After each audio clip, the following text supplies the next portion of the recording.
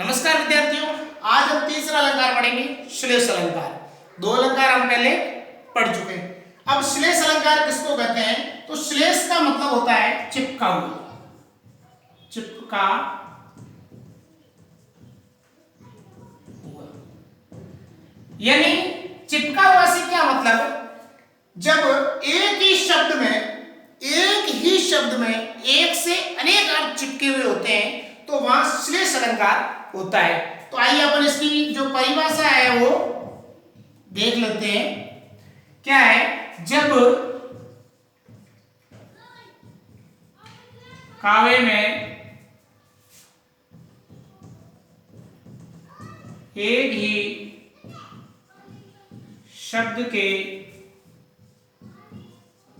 एक से अनेक अर्थ निकलते हैं तो वहां श्लेष अलंकार होता है। यानी जब काव्य में एक ही शब्द के, ये ध्यान रखना, इसकी परिभाषा में ये ध्यान रखना, एक ही शब्द के एक से, यमक अलंकार के अंदर एक ही शब्द बार बार आएगा और उसके अलग अलग अर्थ होंगे, लेकिन यहां एक शब्द के एक से अनेक अर्थ, यानी उसका अर्थ अलग अलग निकलेगा। जब काव्य में एक ही शब्द का एक से अधिक अर्थ निकलने वाला जहां हमें लगेगा तो वहां पर जो अलंकार होगा वो कौन सा अलंकार होगा? श्लेष अलंकार होगा। ये भी कौन सा अलंकार है? तो ये भी शब्दालंकार है, शब्दालंकार है। तीसरा शब्दालंकार है, जो तीन शब्दालंकार, दो अपन पढ़ चुके हैं, तीसरा ये। तो जब काव्य में एक ही शब्द के एक से अनेक अर्थ निकलते हो वहां श्लेष अलंकार होता है। जैसे मैं आपको एक उदाहरण देकर के समझाता हूं। तो जैसे रहीमन पानी राखिए, बिन पानी सब सुन, पानी गए ना उबरे, मोती मानस चूर। अब ये एक दोहा है रहीमदास जी का। तो रहीमन पानी राखिए, बिन पानी सब सून, पानी गए न उबरे, मोती मानस चूर। अब इस पानी के तीन अर्थ है। ये पानी एक शब्द है, यानी रहीमदास जी कहते हैं कि हमें थोड़ा सा पानी रखना चाहिए, बिना पानी के सब सूना है। यानी पानी गए न उबरे, यानी पानी जाने के बाद ये कुछ भी शेष नहीं रहता। क्या नहीं रहता? तो मोती, मोती का मतलब क्या होता है? चमक।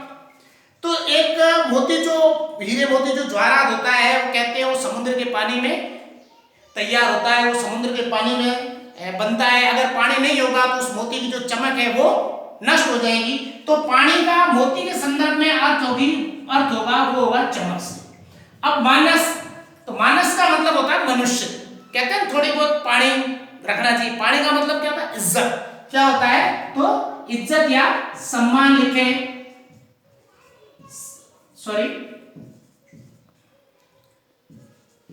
इज्जत या मान सम्मान, ठीक है। और चून, चून का मतलब होता है आटा। चून का मतलब क्या होता है? आटा। अब इस पानी शब्द के तीन अर्थ है, यानी पानी शब्द का मोती के संदर्भ में पानी शब्द का अर्थ हो जाएगा चमक, पानी शब्द का मानस के साथ में, इसके साथ में इसका अर्थ हो जाएगा मान सम्मान या इज्जत, और पानी के साथ में, चून के साथ हो जाएगा क्या? आटा।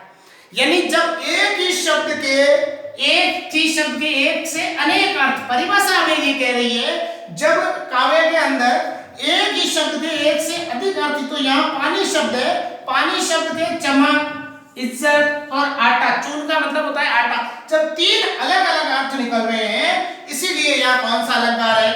श्लेष अलंकार है। ऐसे मैं आपको एक और उदाहरण करके बताता हूं।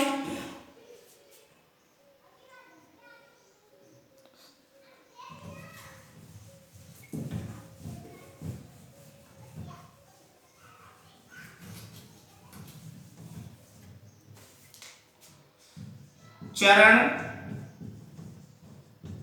धरत चिंता करत भावे नींद न सो सुबरन को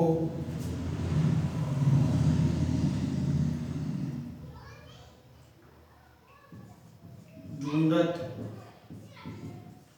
फिरत कवि व्यभिचारी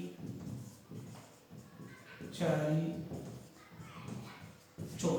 अब एक है कि चरण धरत चिंता करत भावे नींद न सोर सुबरन को ढूंढत फिरत कवि व्यभिचारी चोर।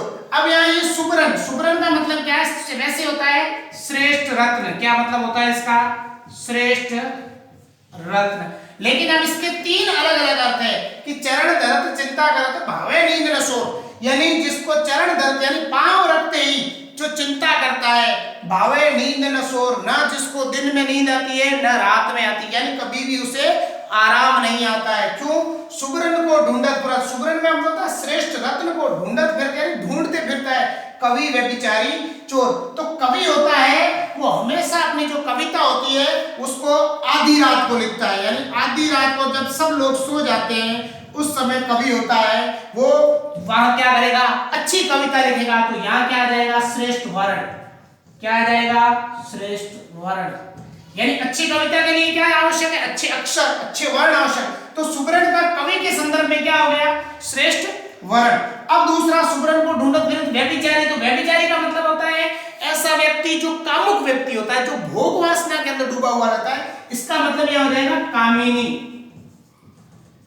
कामिनी का मतलब होता है, या कंचन लिख सकते हैं, कंचन कामिनी। कंचन कामिनी का मतलब होता है सुंदर स्त्री, या जो भोगी आदमी होगा वो सुंदर स्त्री के लिए घूमता रहेगा। और तीसरा है चोर, यानी चोर के अंदर क्या हो जाएगा? सोना चांदी। क्या हो जाएगा? सोना चांदी। तो भाई चोरी करनी होगी तो रात को आएगा, दिन को थोड़ी आएगा चोरी करने के लिए आपके पास। इसीलिए चरण धरत चिंता करत भावे नींद न सोर सुबरन को ढूंढत फिरत कवि व्यभिचारी चोर। इस प्रकार से एक ही शब्द के एक से अधिक अर्थ होते हैं, एक ही शब्द के एक से अधिक अर्थ निकलते हैं तो वहां श्लेष अलंकार होता है।